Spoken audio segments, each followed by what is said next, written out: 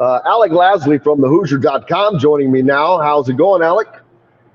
Good. How are you doing? I can't complain. I don't think you want to listen to it. So there's that. So we got that out of the way. Big weekend for Indiana basketball fans because they can finally get a view to get to see, and all of us really, what this team has. And of course, it's not like we're going to see a lot of answers, but I think we will see the starting lineup confirmed, which I don't think that there's really much discussion there. But the rotations and Tamar Bates, Jordan Geronimo, those are the guys I'm interested in seeing. I know that Jalen Hood-Schifino is going to perform well. I'm interested in seeing if Miller Kopp can relax into his shooting zone. Don Fisher on Monday said that he's been shooting the ball well, and at Hoosier Hysteria, he looked extraordinarily fluid. Don told us that Trey Galloway had as well, but we'll talk about that in the next segment. I know that there are a lot of visits that are scheduled and have already happened. Asa Newell, we'll start with him because that visit has happened. Another Montverde Academy kid, of which Indiana, of course, has I don't want to call it a pipeline, but they certainly have a great relationship there with two members on the program, on the team right now, and Malik Raynaud and Jalen Hood-Schifino. And then, of course, they have recruited Derek Queen. They're recruiting Liam McNeely. So just a lot of interaction between Montverde student athletes in Indiana. Yeah, absolutely. And this was kind of the next step in that, like you said, that pipeline and that recruitment of those players. Biggest thing that to kind of take away from that visit, both from talking with Asa and his dad, obviously this is their second time to Indiana, so they already kind of had a feel of what Indiana basketball was about. But that was during the summer; kids weren't on campus. There wasn't a lot going on at that time. So for them to get back during a weekend where there was no football, so there was a sole focus just on basketball. The biggest takeaway that they had is just how phenomenal that fan base is. They learned a little bit more about the tradition and the history. And those are two things that are going to be high on Asa's list when he, eventually comes down to making a decision. Same with his dad. Obviously, this is Asa's decision, but both of them really took away what a tremendous, not only historic program, obviously, that Indiana is, and learning a little bit more about that history, but the fan base, whether it be on social media, whether it be walking around campus, whether it be doing anything like that. The correlation between the students, the fans, and the players, and even recruits, was something that really stood out. Outside of that, obviously, the biggest thing is for them to actually see a little bit more about this Mike Woodson system in year two, especially with Race Thompson, Trace Jackson Davis now having another year under Mike Woodson, being able to learn that offense, learn that defense as well. So all in all, Indiana is going to remain very high up on that list, have been for quite some time. And I think this is going to be one that Indiana, especially Mike Woodson, is going to remain very heavily involved in kind of that daily and weekly communication moving forward. Yeah, and that is key, especially, we talk about, because people like to focus on the fact that in this current class, there are a couple of openings because basically there were some swings and misses, which that's not surprising. But I think for them all to be misses was a little surprising. And so I think some fans are feeling a little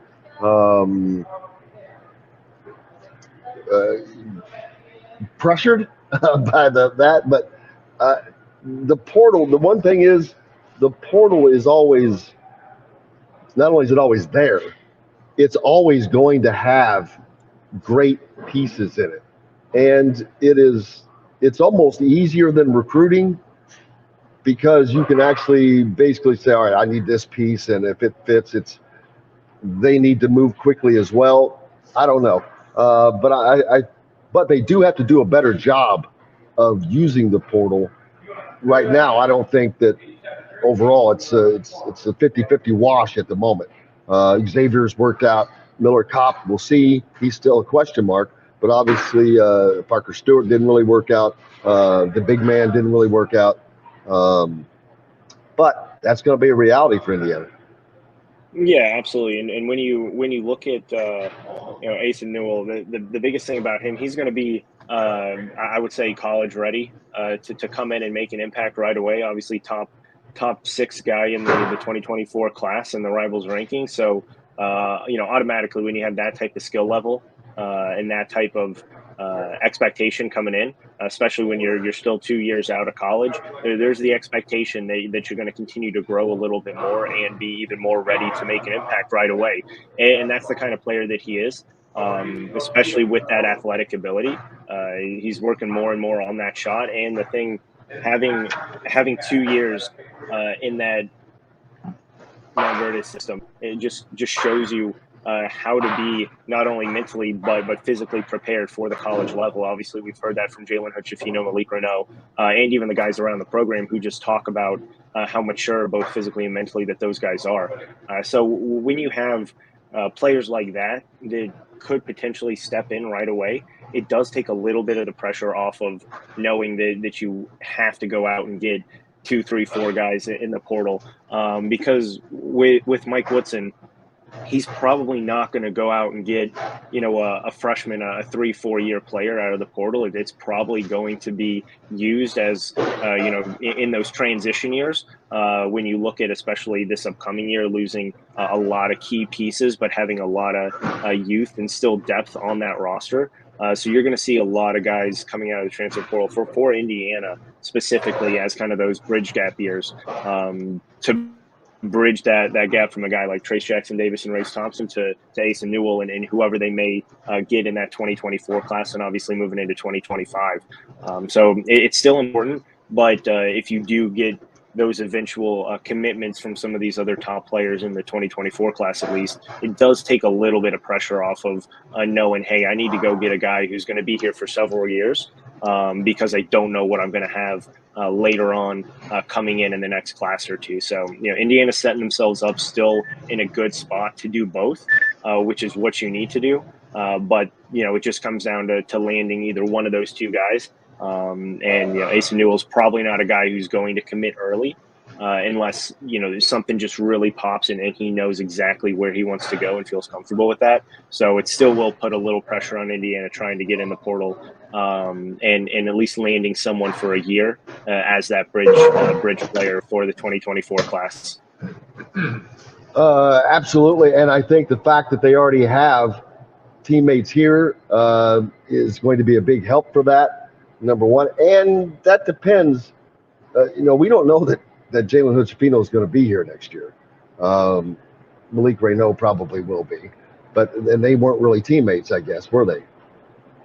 Nope. Yeah, this is Ace's first year. He transferred in, so obviously didn't overlap down there. But at the same time, this is that program at Montverde is very tight knit, and they want to make sure that any player who's coming from there is going to keep kind of that winning tradition. So, absolutely.